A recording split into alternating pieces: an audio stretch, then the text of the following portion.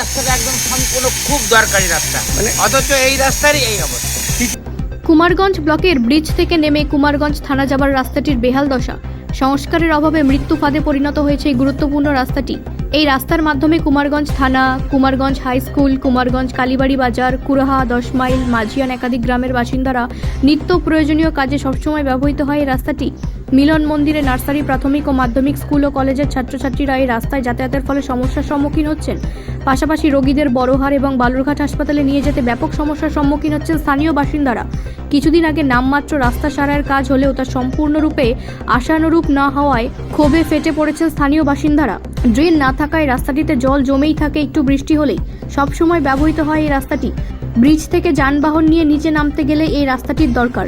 নিত্যদিনের ভোগান্তিতে গ্রামের সবাই। দ্রুত সংস্কার হোক এই রাস্তাটির দাবি প্রত্যেকের। বলছি যে এই রাস্তাটা এত ব্যস্ত রাস্তা যে এটার উপর দিয়ে 10 টাকার লরি, 15 টাকার লরি, 20 টাকার লরি, এবং আমাদের যে কাজ হচ্ছে সে টন কে টন, 50 টন, 60 টন মাল নিয়ে গাড়িগুলো ঢুকছে, অথচ রাস্তার এই অবস্থা। দুই পাশে দুটো নালা হয়েছে, আর নালাগুলো যে পাইপলাইন, সেই পাইপলাইনের জন্য সেখানে পাইপলাইন ভেঙে গিয়ে সমস্ত রাস্তার জল জমে এই রাস্তা দিয়ে লোক হাঁটতে পারে না। সব থেকে ব্যস্ত রাস্তা এটা। থানা এবং বাস স্ট্যান্ড দুটোর জন্যই এই রাস্তাটা একদম সম্পূর্ণ খুব দরকারি রাস্তা, অথচ এই রাস্তারই এই অবস্থা। কি কি আছে এই এখানে? ব্যাংক আছে, স্কুল আছে, থানা আছে, সমস্ত রকম কিছু আছে, যত কিছু সব এদিকে যাওয়ার এটাই রাস্তা। এবং এটা দিয়ে 10 মাইল হয়ে যাচ্ছে লোকে, একদম আপনার মেন রাস্তায় উঠে যাচ্ছে।